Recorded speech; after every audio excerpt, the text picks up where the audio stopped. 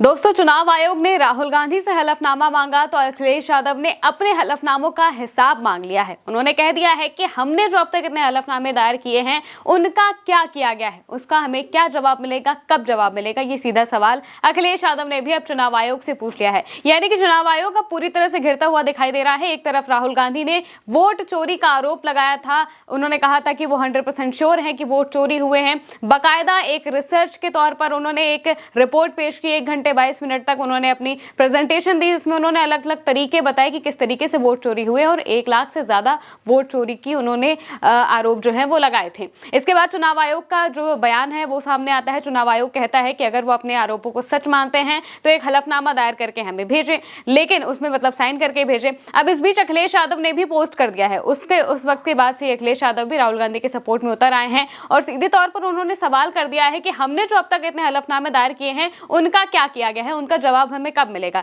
इसको लेकर अखिलेश यादव ने एक्स पर पोस्ट किया। वो लिखते हैं कि चुनाव आयोग पिछले एफिडेविट्स का जवाब दे। जब हमने 18,000 वोट कटने पर शपथ पत्र दिए थे, चुनाव आयोग बताए उस मामले में क्या कार्रवाई हुई है। चुनाव संबंधित मामलों और मसलों में फास्ट ट्रैक कोर्ट नहीं, फास्टेस्ट ट्रैक कोर्ट की आवश्यकता है। यहाँ भी समयबद्ध कार्रवाई होनी चाहिए, तभी लोकतंत्र बचेगा। चुनाव आयोग में कोई सिटीजन चार्टर नहीं होता है। चुनाव आयोग गति के संबंध में कच्छप का प्रतिद्वंदी ना बने। यानी कि वो कह रहे हैं कि चुनाव आयोग जो है वो जब हम चीज़ें बताते हैं, स्पीड की बात करते हैं कि आप अपनी जल्दी से जल्दी अपनी कार्रवाई करिए, तो उसमें आप जो कछुआ होता है उसके तरीके का मत बनिए कि बहुत धीरे धीरे काम करें, बल्कि सीधे तौर पर उन्होंने फास्टेस्ट ट्रैक कोर्ट के तरीके काम करना चाहिए और सारे सवालों के जो जवाब है वो देने चाहिए। इसके साथ ही उन्होंने एक पोस्टर भी शेयर किया है। पोस्टर आपकी स्क्रीन पर दिखाई दे रहा है। इस पोस्टर में एक जो पुलिस वाले हैं वो महिला पर बंदूक ताने हुए दिखाई दे रहे हैं। इसमें लिखा है democracy on target,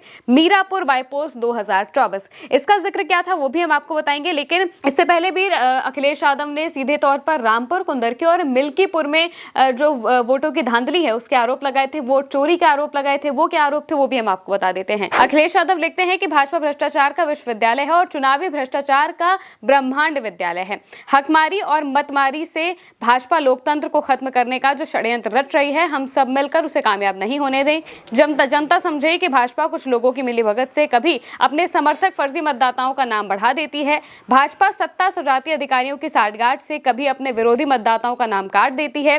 Bhajpa booth पर अपने चुनिंदा लोगों को सेट करके फर्जी वोट डालने का टारगेट देती है। भाजपा बंदूक तानकर कभी मत डालने से रुकवाती है। भाजपा अपने समर्थकों से कई वोट डलवाती है। भाजपा अपने समर्थकों की नकली आईडी बनवाकर अपने लिए फर्जी मतदान भी करवाती है। भाजपा फोर्स लगाकर कभी ईवीएम बदलवा देती है। भाजपा कभी सीसीटीवी के सामने अपने विरुद्ध डाले गए मतों को खारिज भी करवाती है। भाजपा डीएम से कभी जीत का सर्टिफिकेट भी बदलवाती है। मतदाता कहे आज का नहीं चाहिए भाजपा। इसके अलावा वो हैशटैग में भी लिखते हैं कि वोट डकैती भाजपा की मत मारी। यानी कि वो एक तरीके से अगर देखा जाए तो राहुल गांधी जहां एक तरफ हमलावर है बीजेपी पर भी और चुनाव आयोग पर भी, इस बीच अखिलेश यादव भी पूरे तरीके से उनके सपोर्ट में आ गए हैं। और काफी वक्त से ही अखिलेश यादव का ये जो शुरू से जब से भाजपा सरकार में ऐसी चीजें देखी जा रही हैं कि वोटिंग को लेकर, चुनाव की जो प्रक्रिया है उसको लेकर जब से सवाल उठने लगे हैं, शक जब से पैदा हुआ है, तब से ही अखिलेश यादव इसके पीछे पड़े हुए हैं और कह रहे हैं कि बीजेपी पूरी तरीके से एक प्लान के तहत वो पूरी प्लानिंग करती है और अपने तरीके से चुनाव करवाती है। कहीं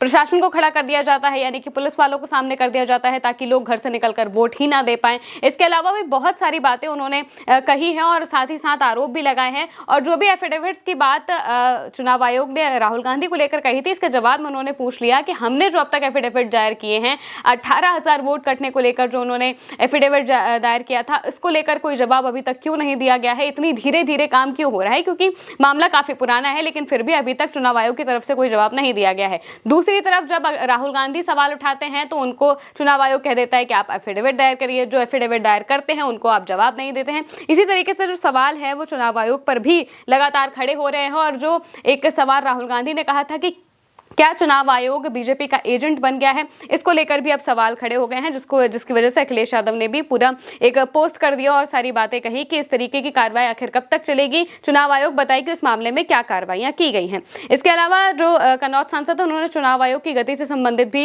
एक पोस्ट किया था, कहा था कि आप कच्छप का प्रतिद्वंदी ना बने। अखिलेश ने अपने पोस्ट में मीरापुर विधानसभा सीट पर हुए उपचुनाव की तस्वीर साझा की थी और इससे पहले 10 अगस्त को पत्रकारों से बात करते हुए भी सपा चीफ ने कहा था था कि बाई इलेक्शन में मुख्यमंत्री खुद बूथ लुटवा रहे थे। मीरापुर और कुंदरकी में जो कमिश्नर, डीएम और एसएसपी हैं, क्या वो वोट बढ़वाने के लिए अपनी फौज लेकर टहल रहे थे? वो एसएसपी घूम रहे थे कि वोट डालने के लिए बाहर मत निकलना घर से? क्या हमने आपने वो रिवॉल्वर नहीं देखी जो महिलाओं पर तानी गई थी?